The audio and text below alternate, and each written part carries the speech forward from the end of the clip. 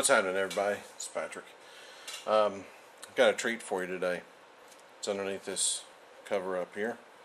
A little history behind this particular item. It's my father's. It's in house right now. We're going to stay in house. I'm not going to get into particulars of that. But what it is something that's pretty damn cool. Now, it's all apart right now, so we're going to put it together as we look at it. I can tell you this much about the gun. Oh, I slipped. Gun. Tell you this much about it. I do know it was made between 1954 and 1958. I'm hoping I'm building some clues for you guys. This fellow also designed a particular weapon that was used by our military.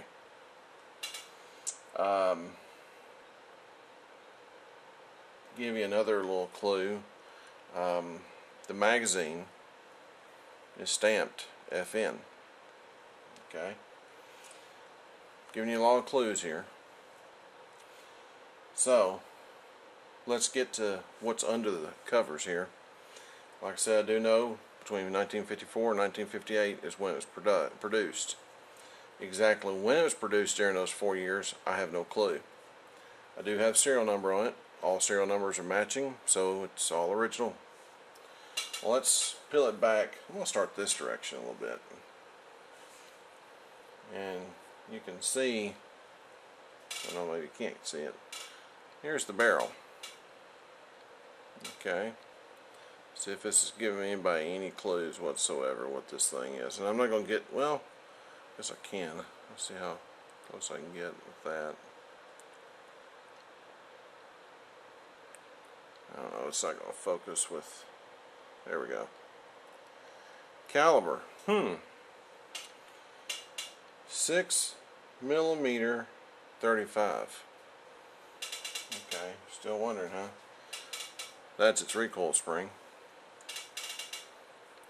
Oh, whoop, whoop, whoop, whoop. You can see a slide. Screw it. There's the whole gun. Yep, it's what everybody calls the baby Browning. This one, like I said, is my father's. It has got quite a bit of tarnish on the frame. I'm going to work on getting that off a little better. The grips are not the original grips. I don't know it for sure. I feel pretty darn sure he made the grips at some point. He's good that way.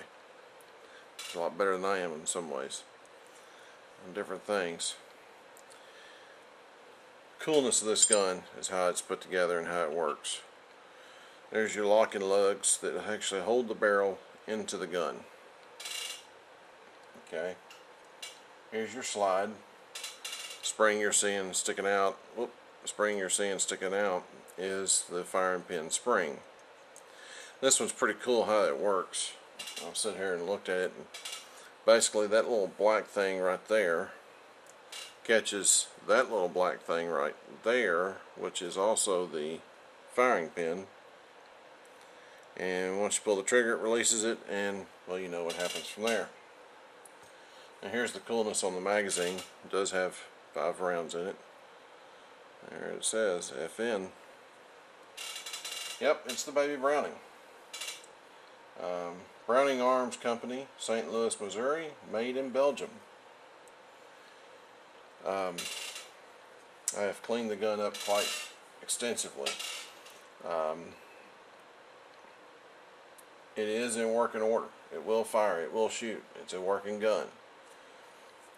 It's been carried by my mom and my dad. My dad carried it around in his little bag of goodies, as he always called it. I never knew what all was in that bag of goodies. So anyway, we're going to slide it together right quick. And it's kind of interesting. I was noticing what actually holds the gun together is the barrel locking in. Best I can tell. Because if you notice, there's no real there's no real grooves for the barrel to slide into. Now, please correct me if I'm wrong on how this works, but if I'm not mistaken, it's the barrel that holds the gun together. Let's see if I can get everything back the way it goes. Let's see. Now, I haven't taken the grips off of it. Probably won't take the grips off of it. Let's see, I think I'm doing something wrong. Yeah, leaving the barrel out. I've only had it apart a handful of times. This time I've really done a major cleanup on it and gotten a lot of the gunk that's in it out.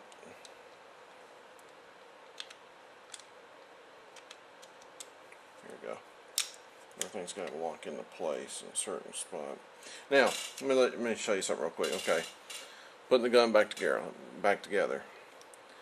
You slide it back, and there's two notches under here. There's one that holds the magazine, holds the dewey open. Yeah, dewey, the slide. There's another one right there. That's what actually allows you to take it apart and everything. Now, I say the barrel, I think, is what holds the gun together.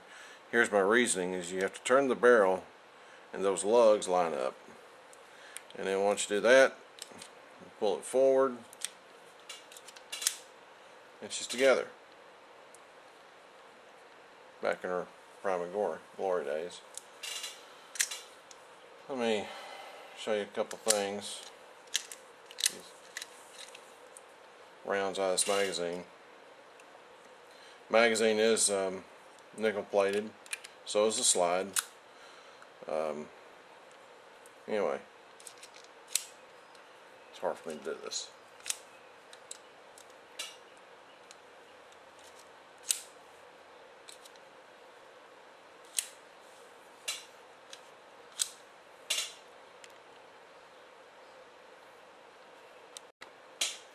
Sorry about that. I had to stop for a second. I was trying to figure out what I had done wrong. But anyway, here it goes back into battery. When it's cocked and locked, there's a little dimple that sticks out the back, as you can see right there. And she's ready to fire. Very soft trigger.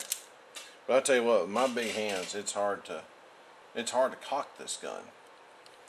And as far as how much you have to hold on to, well, you get one finger on it, you get no one trying to get hold, and then trigger.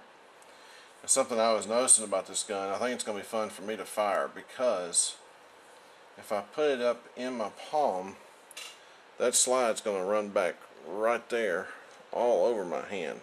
I got a feeling there's going to be some serious slide bite on this thing, unless I hold it a certain way. Boom. Anyway, I had to share that gun with you guys. All serial numbers do match on it. Like I said, it's made between 1954 and 58. This is the Baby Browning.